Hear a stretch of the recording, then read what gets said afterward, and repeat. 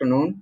My self Sandeep Rajput, आपका plus educator, और स्वागत है आप सभी का अनअकैडमी प्लेटफॉर्म पर।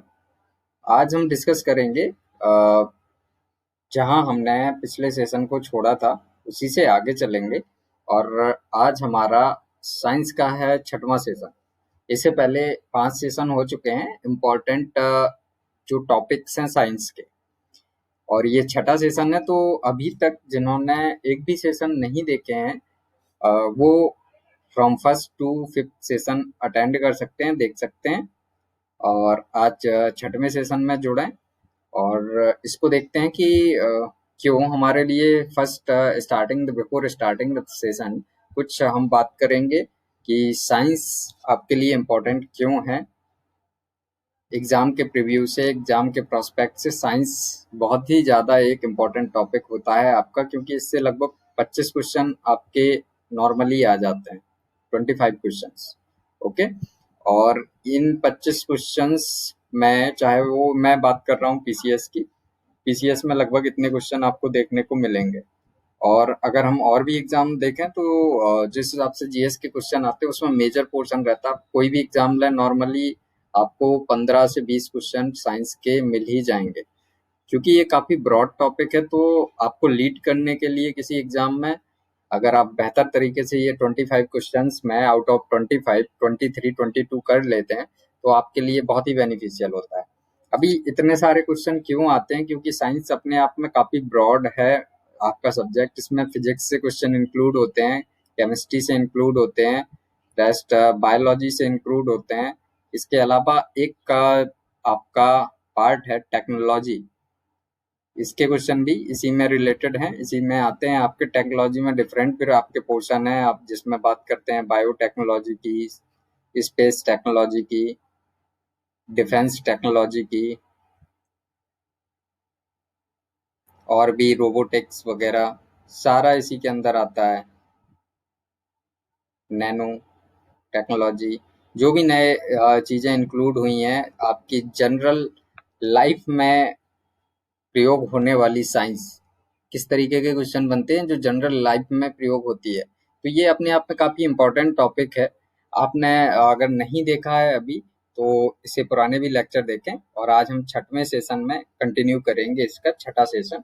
6ठे सेशन में जाने से पहले थोड़ा ये मेरे बारे में educational and civil experience, teaching experience, उसकी डिटेल मैंने आपके साथ में शेयर की है।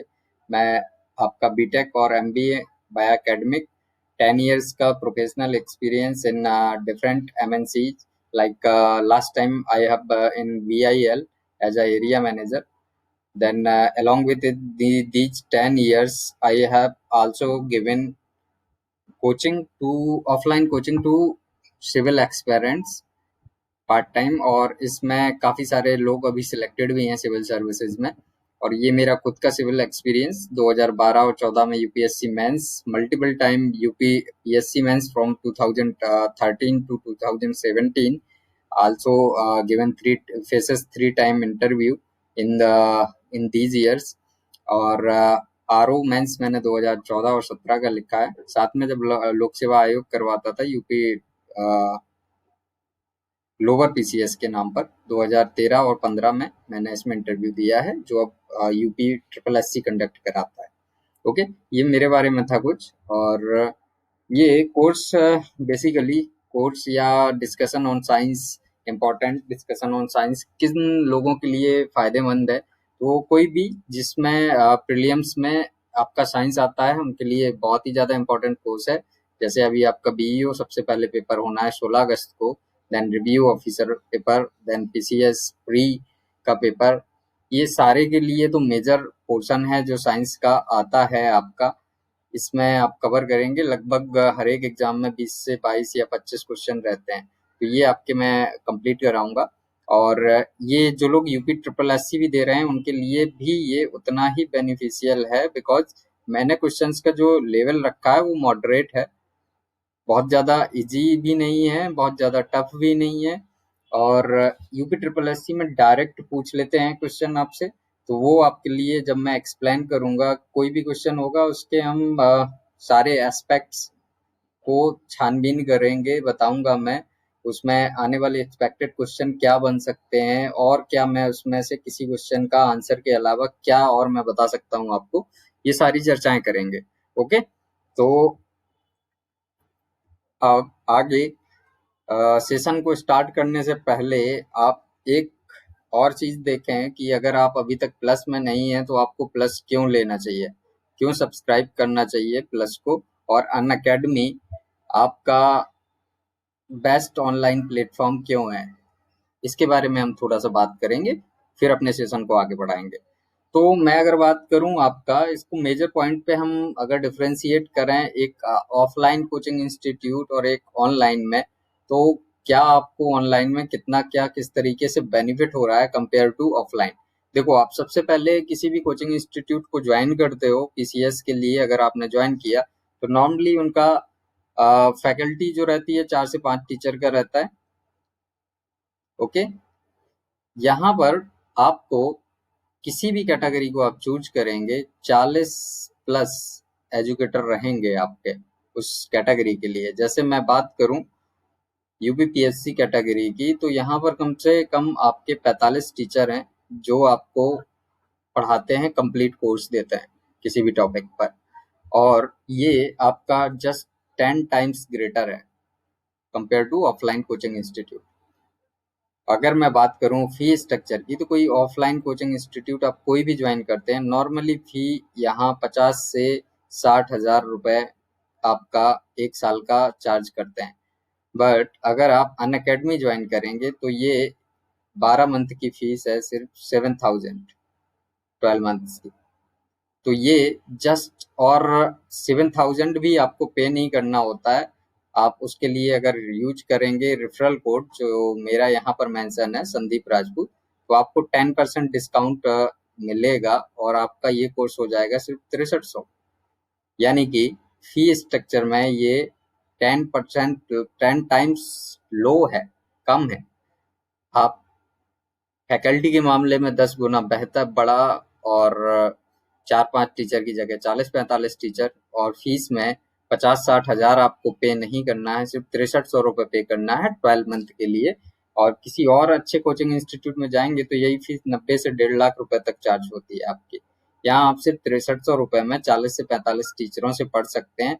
ये दो मेजर बेनिफिट थे आपके अगर आप अनअकैडमी प्लस ज्वाइन करते हैं।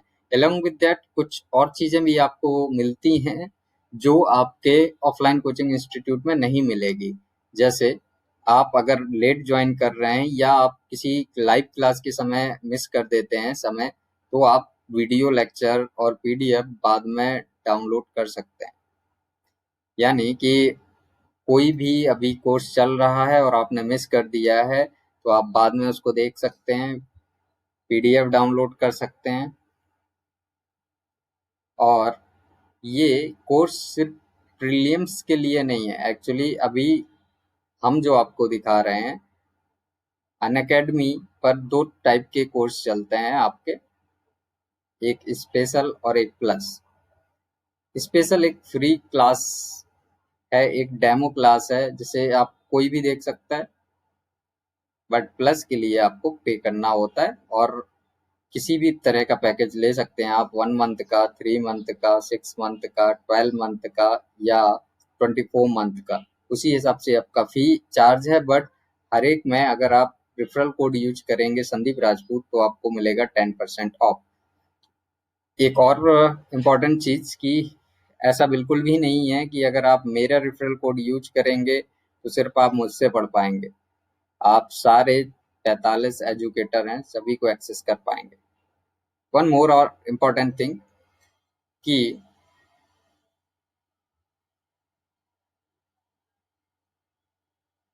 यहाँ पर स्टार्टिंग से हम सारा चीज कवर कराते हैं। पहले आपका प्रीलिम्स की तैयारी होगा, उसको क्रॉस करेंगे तो आप मेंस के लिए जो आंसर राइटिंग वगैरह की प्रैक्टिस होती है, गाइडेंस होता है, वो सारा आपको मिलेगा। थर्ड, जब आप मेंस क्वालिफाई कर लेते हैं तो इंटरव्यू के लिए जब आपकी कॉल आएगी तो उससे पहले यहाँ मॉक इंटरव्यू कराए जाएंगे आपके, जो आपकी तैयारी को कंप्लीटनेस देंगे। मॉक इंटरव्यू तो ये एक फुल पैकेज है। अगर आप बात करें 12 मंथ का तो सिर्फ ₹6300। तो आपको जितने जल्दी हो उसको ज्वाइन करें और रेफरल कोड यूज करना ना भूलें, अदरवाइज आपको पे करना होगा 7000। ओके, तो ये कुछ एक डिफरेंसेस थे जो ऑफलाइन कोचिंग इंस्टीट्यूट और ऑनलाइन कोचिंग इंस्टीट्यूट में होते हैं, और कंपेयर टू दैट एक अन अकेडमी प्लस एक क्या स्पेशल बेनिफिट है वो मैंने आपको बताया। अब हम सेशन को स्टार्ट करते हैं और डिस्कस करते हैं चीज़ों को। ये मैं सारे क्वेश्चन करा चुका था आपको, तो अब हम वहां से स्टार्ट करेंगे जहां हमने लास्ट टाइम छोड़ा था। ये सारे सेशन हमारे हो चुके हैं। ओके,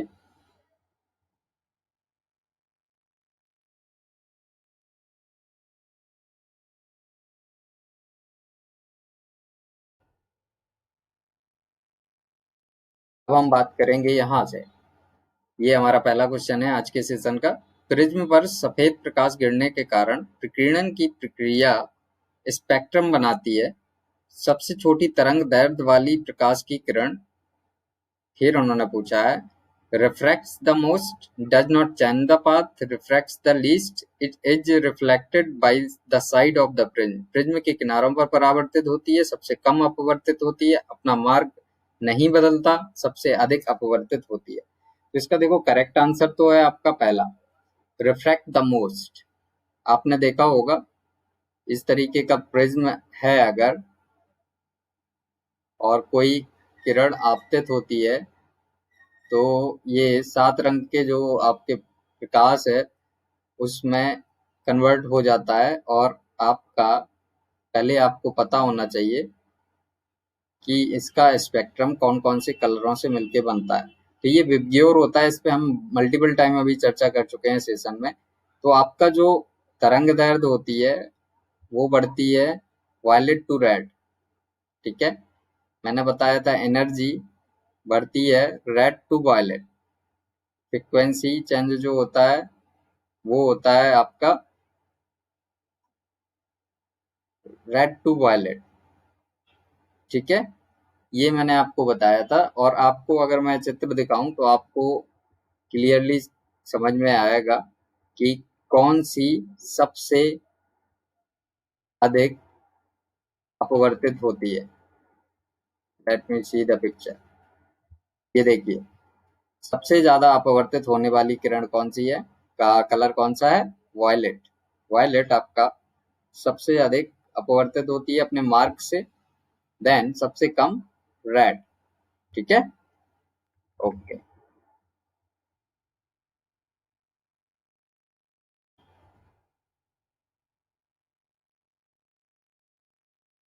ठीक है। तो अगर आपको अपवर्तित की बात करें तो ये एनर्जी की तरह आपका रेड से वायलेट की तरफ बढ़ेगा अपवर्तन, रिफ्रैक्शन। नेक्स्ट चलते हैं। एक 3 पिन वाले प्लग में सबसे लंबा पिन जुड़ा होना चाहिए। आपने देखा होगा दैनिक यूज की चीज में आता है थ्री प्लग वाले में इन्होंने पूछा है कि सबसे लंबा पिन किससे जुड़ा होना चाहिए। तो ये आपका करेक्ट आंसर है ground terminal, live terminal, neutral terminal या किसी भी टर्मिनल से नहीं। तो इसका करेक्ट आंसर है आपका ग्राउंड टर्मिनल। आप देखें एक बार फिगर से, ये दो रहते हैं जिनके साइज एक जैसे रहते हैं, और एक रहता है जिसका साइज थोड़ा सा लंबा होता है। तो ये आपका देखो बना भी रखा है ई, ई यानी कि अर्थिंग यानी कि ग्राउंड टर्मिनल। रेस्ट ये वाला जो है आपका, ये है न्यूट्रल, और ये वाला है आपका लाइव यानी कि फेज, ठीक है। और इस तरीके से रहता है नॉर्मली इनका कॉन्फ़िगरेशन। 32 mm के केबल से ये वाला जुड़ना चाहिए, और 22 mm की नॉर्मली केबल से ये वाला जुड़ना चाहिए, और 12 mm की केबल से नॉर्मली इसको जोड़ा जाता है। ये एक आपके इंफॉर्मेशन के लिए। कलर भी वैसे नॉर्मली अगर हम देखें तो किस कलर का चूज करते हैं, तो जो आपका अर्थ होगा वो आपका रहता है ग्रीन, सॉरी न्यूट्रल का नहीं, ओके, अर्थ का रहता है आपका ग्रीन एंड न्यूट्रल का रहेगा ब्लू या ब्लैक, कोई भी चूज कर सकते हैं। ये ग्रीन एंड येलो और ग्रीन सिंपल यूज कर सकते हैं इसके लिए, और आपका जो लाइट वाला रहेगा उसके लिए यूज करते हैं ब्राउन। कई बार सिंपल जब क्वेश्चन पूछता है तो इस तरीके का पूछ लेता है, ब्राउन या रेड आपका लाइट के लिए, न्यूट्रल के लिए ब्लू और या ब्लैक, और अर्थिंग के लिए ग्रीन, येलो और ग्रीन। ठीक है, ये देखो इस तरीके से रहता है इसका सिनेरियो। इसमें देखो आपका फिगर में भी कलर डिनोट कर दिया है, लाइट, न्यूट्रल, अर्थ, और ये आपका सबसे बड़ा वाला। ठीक है, ओके, चलो इसको देखते हैं। क्षारीय घोल का पीएच मान क्या है? PH value of alkaline solution is less than 7, 7, greater than 7, और कोई नहीं। तो इसका आपको मैं बताऊं तो न्यूट्रल होता है 7 पर, 7 से कम अगर जाएगा, 1 से लेके 7 तक, ये हो जाता है आपका एसिडिक यानी कि अम्लीय, और 7 से लेके 14 तक हो जाता है एल्कलाइन यानी कि क्षारीय। ठीक है, अभी इसका करेक्ट आंसर हो जाएगा ग्रेटर देन 7, तो एल्कलाइन रहेगा। अभी मैं कुछ और चीजें आपको बताऊंगा फिगर के माध्यम से। पहले आप ये जानें कि पीएच स्केल किसके द्वारा दिया गया है। The pH scale had given by Arrhenius, Bronsted, Sorensen या लेविस। तो इसका करेक्ट आंसर है आपका सोरेनसन ने ये मीटर डिजाइन किया था, जिसको पीएच मीटर बोलते हैं। अभी देखो आपको कुछ फिगर के साथ में मैं आप डिटेल पीएच का सारे एस्पेक्ट आपके क्लियर करता हूँ। Before proceeding to the next page, reminding you this is my referral code Sandeep Rajput for 10% discount while you are you want to join the plus, and that one was my contact number, and this is telegram link। तो contact number पर आपको कोई भी query है, doubt है इसके regarding, आप मेरे से बात कर सकते हैं, हम उस पर चर्चा करेंगे। ठीक है, ये देखिए, ये पीएच स्केल के बारे में कुछ जानकारी दी गई है आपको यहाँ पर, और किस तरीके से किन चीजों का होता है ये भी इंडिकेट किया गया है। कई बार आपसे सेपरेटली पूछ लेता है। अभी देखो 7 पर रुका है मार्क आपका न्यूट्रल के लिए, उदासीन। 1 से 6 तक आपका गया है क्षारीय, सॉरी अम्लीय, और 8 से 14 गया है आपका क्षारीय। ठीक है, बेस। अभी कुछ चीजों का इन्होंने बता रखा है, जैसे आपका गैस्ट्रिक एसिड होता है, जो जठर रस होता है जिसको बोलते हैं, वो होता है आपका एसिडिक। लेमन जूस खट्टा होता है आपका एसिडिक। एप्पल जूस जिसका पीएच मान है 3, ये आपका रहता है थर्ड में। Tomato juice fourth. Black coffee, black coffee भी एसिडिक होती है आपकी, अम्लीय होती है, फिफ्थ पीएच मान। मिल्क दूध का 6, हल्का सा अम्लीय, ये आपका क्वेश्चन में पूछा गया है। दूध अम्लीय होता है। ठीक है, फिर मैं बात करूं प्योर वाटर, उदासीन। अंडे की बात करें, 8 पीएच मान, हल्का सा क्षारीय, बेकिंग सोडा उससे ज्यादा, हैंड सोप उससे ज्यादा, अमोनिया सोल्यूशन उससे ज्यादा, ब्लीच 12 पीएच के साथ में, कंसंट्रेटेड सॉल्यूशन ऑफ एल्कलाइंस क्षारीय विलयन 13 और 14 में हमने डाला। तो ये आपका क्लियर होता है। ओके, इनसे डायरेक्ट क्वेश्चन पूछ लेते हैं, दूध का, अंडा का कैसा क्या है। यहाँ पर एक चीज और देखें, थोड़ा सा और डिटेल में मैंने उसी चीज को लेके आए हैं, थोड़ा सा डिटेल कर दिया है यहाँ पर। देखें आप, 5.5 से 6.5 से 6.8 हल्का सा अम्लीय दूध आपका। ठीक है, क्लीन रेन जो बारिश होती है आपका 5.6, ये भी आपका अम्लीय रहेगी। ठीक है, एसिडिक रेन की बात करें, जब पीएच मान और ज्यादा बढ़ जाता है, ये 4.2 से लेके 4.4 बहुत important, acidic rain and clean rain. इसके बाद में बाकी दे रखा है आपका बैटरी एसिड, जिसका पीएच वैल्यू होता है 0। ये आपसे पूछा जा सकता है, important one. Sulphuric acid pH 1, ठीक है। इसके बाद इसी तरीके से यहाँ पर मेंशन कर रखा है, ओके। चलो एक और इम्पोर्टेंट इस चीज को देख लो, पॉइंट को। ऑल फिश डाई, मछलियां अगर 4.2 से अधिक का पीएच वैल्यू होगी जिस वाटर की, उसमें मछलियां मरना शुरू कर देंगे आपके, ठीक है। ये देखिए, low pH value means a high concentration of H plus acidic. जितने ज्यादा H प्लस यानी हाइड्रोजन के आयन जितने ज्यादा होंगे, high concentration of H plus जितने ज्यादा होंगे H प्लस, आपका पीएच वैल्यू होगी उतनी कम। 0, 1, 2, 3, पीएच वैल्यू जितनी कम होगी उतना ज्यादा एसिडिक होगा, ठीक है। हाई पीएच वैल्यू यानी कि आपका 11, 12, 13, 14 इस तरीके का, तो इसका मतलब क्या होगा आपका कि आप में उसमें H प्लस आयन कम होंगे, आपके बेसिक होगा solution. Low concentration of H plus ions, high pH value. चित्र में भी देखो आप, basic solution, acidic solution, that one was a neutral solution. जितना बराबर होंगे आपके H plus and OH negative, ठीक है। ये इन्होंने कुछ यहाँ पर भी दोबारा से मेंशन कर रखा है, तो ये गैस्ट्रिक वाला आप बहुत अच्छे से याद रखें, जठर रस, ये आपसे पूछा जा सकता है।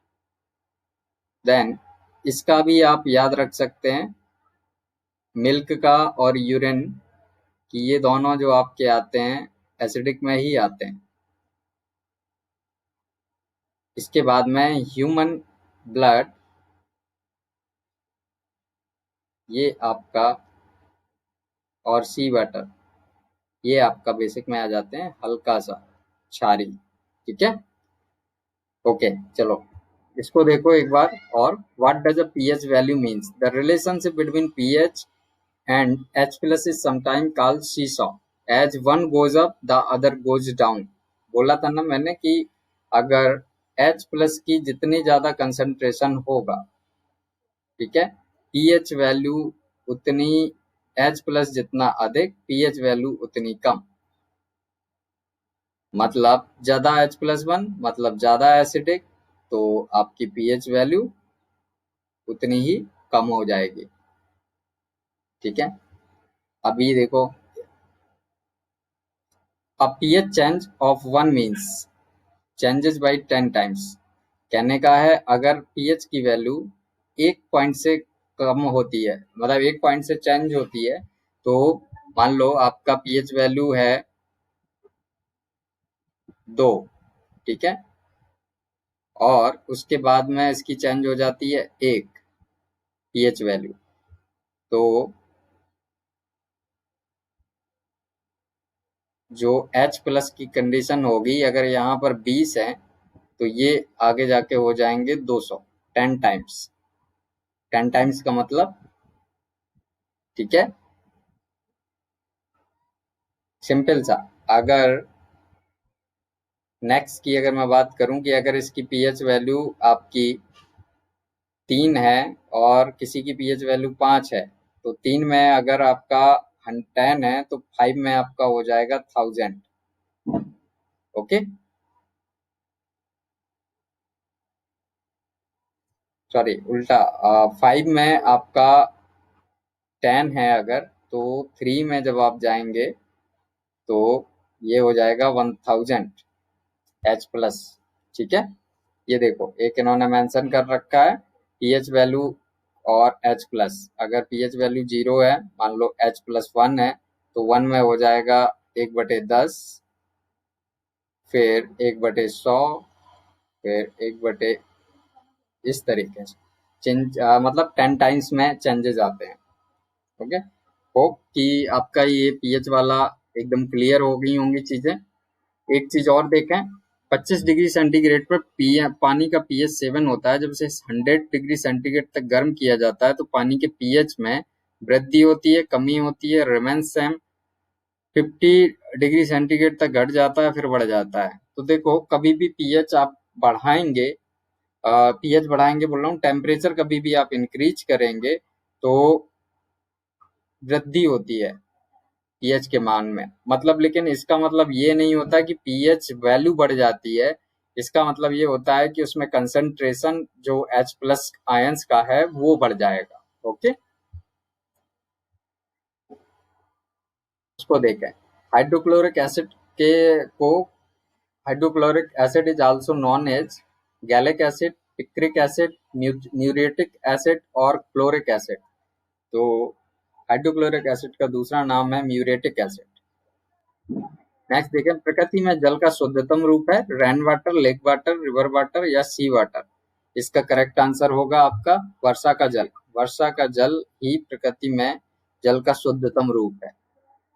ये पूछा जाता है आपसे, मल्टीपल टाइम पूछा गया क्वेश्चन है। Curd is soured due to presence of, किसकी उपस्थिति के कारण दही खट्टा होता है? सिट्रिक, लैक्टिक, एसिटिक या कोई नहीं? तो इसका करेक्ट आंसर है आपका लैक्टिक एसिड। ओके, ये देखें, उत्कृष्ट गैसों की इलेक्ट्रॉन बंधुता कितनी होती है? Electron affinity of noble gases is almost zero, low, high, very high. Noble gas कौन सी होती हैं उसके लिए ये जानना जरूरी है आपका। जैसे स्टेबल कॉन्फ़िगरेशन अगर पा जाती हैं कोई भी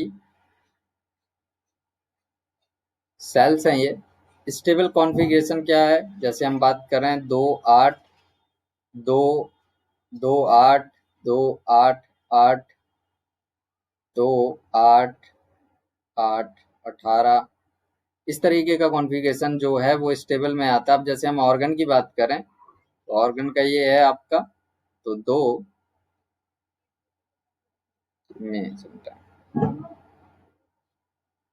2, फिर 1 2 3 4 5 6 7 और 8, 1 2 3 4 5 6 7 8। अगर इस तरीके के इलेक्ट्रॉनिक्स का कॉन्फ़िगरेशन है तो अब इसको स्टेबिलिटी के लिए कुछ और तो चाहिए नहीं, कोई और भी इलेक्ट्रॉन की रिक्वायरमेंट है। एक्चुअली क्रियाशीलता कब होती है, या इलेक्ट्रॉन एफिनिटी जो वर्ड यूज किया है, इलेक्ट्रॉन की चाहत कब होगी?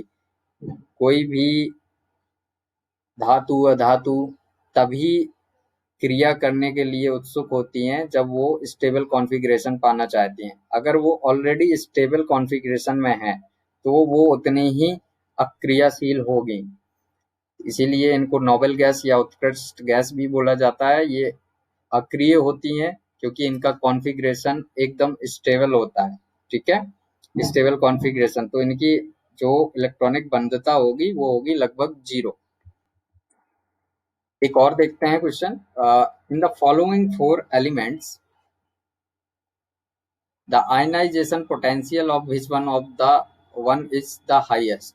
देखो, argon, barium, caesium and oxygen, किसका आयनाई आयनीकरण क्षमता या आयनाइजेशन पोटेंशियल सबसे अधिक होता है? तो आपको मैं बता दूं, सिमिलरली जैसे अभी लास्ट क्वेश्चन में हमने बात किया, आयनाइजेशन पोटेंशियल भी आपका सर्वाधिक जो होता है वो नोबेल गैसेस का होता है।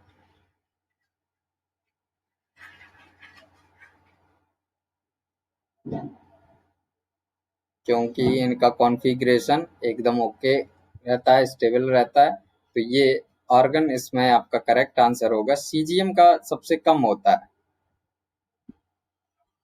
और इसमें अगर ऑर्गन की जगह हीलियम दिया होता तो उसका सबसे अधिक होता है हीलियम का।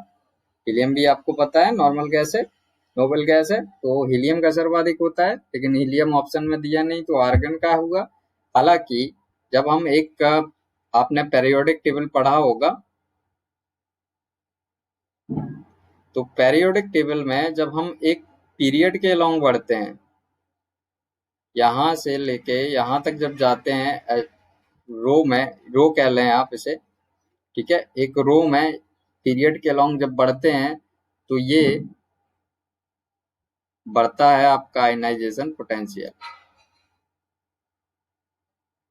और अगर एक ग्रुप कॉलम की बात करें तो कॉलम में जितने भी तत्व हैं उसमें ऊपर से नीचे की तरफ जब आएंगे तो ये घटेगा, मतलब ये वाला जो तत्व होगा वो सबसे अधिक आपका आयनाइजेशन पोटेंशियल वाला होगा, ठीक है।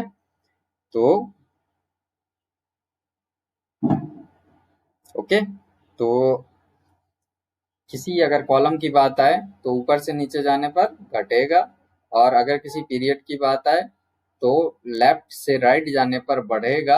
और यहाँ पर अगर हीलियम होता तो हीलियम का सर्वाधिक होता है, हीलियम अगर नहीं दिया है तो ऑर्गन आपका करेक्ट आंसर है। ऑर्गन का आयनाइजेशन पोटेंशियल जो बाकी ऑप्शन आपको दिए दे रखे हैं उनमें से सर्वाधिक होता है। ओके, तो फ्रेंड्स ये आज के कुछ इम्पोर्टेंट क्वेश्चन थे जिसमें स्पेशली आपको मैं बात करूं तो हमने पीएच वैल्यू से रिगार्डिंग जो बात की वो काफी आपकी इम्पोर्टेंट थी। ओके, और इसमें आई होप कि आपको सारा क्लियर हो गई होंगी चीजें। और अब हम नेक्स्ट सेशन पर मिलेंगे आपसे, जो होगा इसका 7th सेशन। जिन्होंने नहीं देखा है वो सेशन को देख सकते हैं, और जो स्टिल अभी प्लस पर नहीं है वो यूज करें code, referral code Sandeep Rajput, और 10% डिस्काउंट के साथ में ज्वाइन कर सकते हैं प्लस को। और कोई क्वेरी है regarding the plus, regarding the course, anything, you can call me on this number. I will reply and clear the things, clear the doubt. Okay friends, then thanks for joining. मिलते हैं next session में। Have a good day.